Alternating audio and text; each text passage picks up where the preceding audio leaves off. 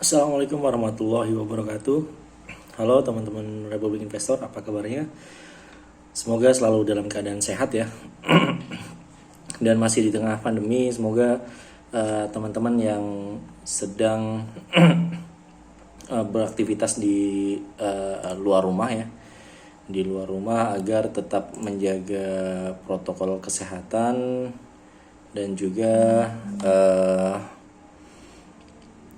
tetap memakai masker ya, menggunakan masker, menjaga jarak dan juga selalu mencuci tangan ya. Oke, kembali lagi bersama saya Aditya untuk membahas update-update pajak terkini nih yang kita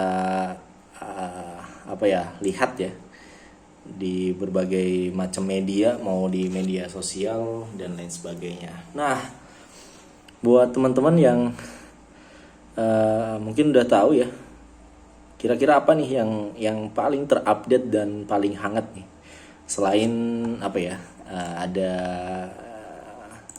ada pajak yang kemarin dikira ada pajak pulsa ya, pajak pulsa internet gitu ya. Kemudian ada tampilan desain baru untuk materai 10.000 dan materainya udah bisa teman-teman dapat di kantor pos dan bisa digunain juga. Selain dari materai-materai yang lama juga bisa digunain ya, materai 3.000 maupun 6.000. Nah, apa nih pada kali ini kita akan bahas? Ya, betul. Mungkin tebakan teman-teman betul nih. Insentif pajak di dalam menghadapi dampak pandemi COVID-19 ini, yaitu diperpanjang teman-teman ya, sampai dengan 30 Juni 2021. Oke, selamat buat teman-teman yang mungkin gusar gelisah ya menunggu aturan ini turun apa enggak ya. Ternyata melalui PMK nomor berapa, PMK 9 ya, melalui PMK 9 ya, itu secara resmi insentif pajak ini diperpanjang sampai 30 Juni 2021. Kenapa sih nggak sampai Desember? Wah, masih nawar juga ya. Kita lihat aja nanti setelah Juni, semoga insentif pajak ini bisa diperpanjang ya. Dan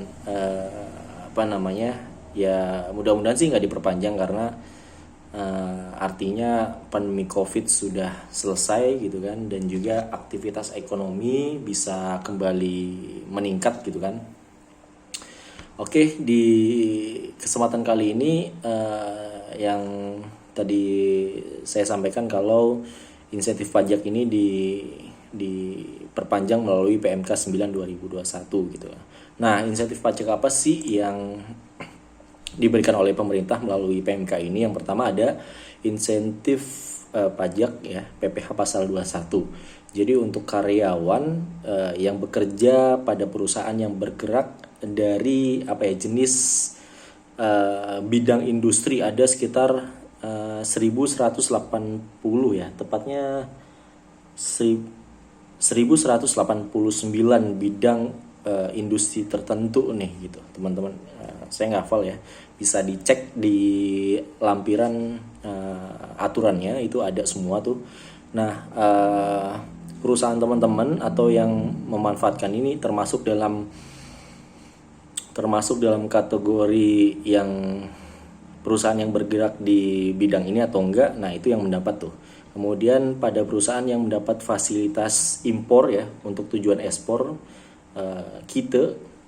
Kemudian perusahaan yang ada di kawasan berikat. Nah, ini perusahaan-perusahaan ini yang mendapat insentif pajak PPh 21 gitu ya. Kemudian masih sama di aturan sebelumnya, yaitu di PMK 86, di mana fasilitas ini diberikan kepada karyawan yang jelas ya ber-NPWP. Jadi kalau ada satu perusahaan di mana perusahaan itu udah masuk nih bidangnya, misalkan masuk di bidang di yang tadi ya, salah satu di 1189, tapi karyawannya seluruhnya nggak ber-NPWP. Nah itu nggak dapat tuh teman-teman. Kemudian klausul berikutnya itu penghasilan teratur teman-teman ya, itu nggak lebih dari 200 juta. Jadi kalau secara klasifikasi usahanya itu masuk gitu, tapi ternyata seluruh pegawainya secara penghasilan bruto, secara penghasilan yang bersifat tetap dan teraturnya itu lebih dari 200 juta, otomatis nggak diberikan juga teman-teman. Nah, karyawan atau pegawai-pegawai itu akan mendapatkan penghasilan tambahan dalam bentuk pajak yang nggak dipotong gitu. Jadi misalkan teman-teman menerima penghasilan 10 juta gitu lah ya, biasanya kan dipotong 100.000 lah ya gitu. Jadi teman-teman biasanya dapat 9.900.000. Nah sekarang karena ada insentif PPh pasal 21 ini, jadi teman-teman dapat penghasilan 10 juta gitu ya, 100 ribunya itu nggak dipotong teman-teman gitu. Nah apabila ada wajib pajak yang memiliki cabang, ada klausul di mana maka pemberitahuan insentif PPh 21 ini cukup disampaikan di pusat gitu. Jadi untuk yang cabang-cabang, misalkan ada teman-teman punya perusahaan pusatnya di Jakarta, punya cabang di seluruh Indonesia. Nah itu laporannya itu atau pemberitahuannya itu hanya di pusat aja cukup gitu ya. Terus yang kedua yaitu ada insentif pajak UMKM ya, yaitu di aturan di PP 23 2018 untuk tarif 0,5%, di mana untuk perusahaan UMKM atau wajib pajak UMKM ini nggak perlu store pajak lagi nih untuk 0,5% gitu ya. Kemudian pemotongan atau pemungutan pajaknya tidak perlu melakukan pemotongan atau pemungutan pajak pada saat melakukan pembayaran kepada pelaku UMKM gitu ya. Kemudian pelaku-pelaku UMKM yang ingin memanfaatkan fasilitas ini cukup menyampaikan laporan realisasi aja. Jadi di halaman website DJP ya. Jadi setiap bulan realisasinya berapa gitu ya. Secara omset berapa gitu. Itu ada formnya, nanti tinggal dilampirkan di halaman pajak.go.id. Kemudian insentif yang berikutnya lagi ada insentif PPh final jasa konstruksi gitu ya. Jadi bagi wajib pajak yang menerima penghasilan dari usahanya jasa konstruksi, dalam hal ini di bidang percepatan peningkatan tata guna usaha irigasi, itu pajaknya ditanggung juga oleh pemerintah gitu ya. Jadi pemberian insentif ini dimaksudkan menurut pemerintah ini untuk mendukung peningkatan penyediaan air atau irigasi sebagai proyek padat karya gitu ya, yang merupakan kebutuhan penting bagi sektor pertanian kita gitu. Nah ini pajaknya juga ditanggung oleh pemerintah. Kemudian ada pajak PPh 22 impor, insentif PPh pasal 22 impor, di mana wajib pajak yang bergerak di bidang industri. Nah kalau tadi PPh 21 ada 1189, kalau PPh 22 impor ini hanya 730 bidang industri tertentu. Jadi teman-teman jangan mengira ketika kita dapat insentif di PPh 22 di PPh 21-nya dapat, itu belum tentu gitu. Nah kita perlu cek juga di lampirannya ya. Nah kemudian ada perusahaan kita, kemudian ada perusahaan yang berada di kawasan berikat. Nah ini ada fasilitas yang ditanggung oleh pemerintah, di mana pembebasan dari pemungutan PPh pasal 22 impor gitu ya. Jadi ini ditanggung juga nih oleh pemerintah gitu ya. Kemudian ada lagi insentif angsuran PPh pasal 25 bagi wajib pajak yang bergerak, lagi-lagi beda nih kayak 21 dan 22. Ini ada 1018 bidang industri, kemudian ada perusahaan kita dan juga masih perusahaan di kawasan berikat. Ini mendapatkan pengurangan angsuran PPh pasal 25 ya, sebesar 50%. Kemudian ada lagi insentif PPN. Jadi bagi wajib pajak yang ingin melakukan klaim atau refund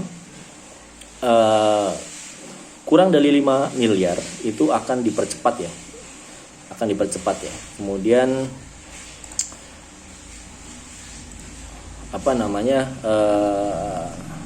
bidang industrinya juga beda lagi seperti 21, 23 25 dan 22 tadi itu bidang usahanya kalau di PPN hanya 725 bidang usaha. Kemudian ada perusahaan kita juga dan ada perusahaan di kawasan berikat. Nah, ini yang melakukan permohonan restitusi yang nilainya kurang dari 5 miliar atau paling banyak 5 miliar itu akan dipercepat nih teman-teman. Dipercepatnya kurun waktunya tidak 1 tahun ya. Kalau biasanya kan 1 tahun. Nah, kalau ini bisa dipercepat. Oke, itu update dari saya terkait dengan update isu perpajakan terkini. Terima kasih buat teman-teman Republik Investor. Sehat selalu dan terima kasih. Assalamualaikum warahmatullahi wabarakatuh.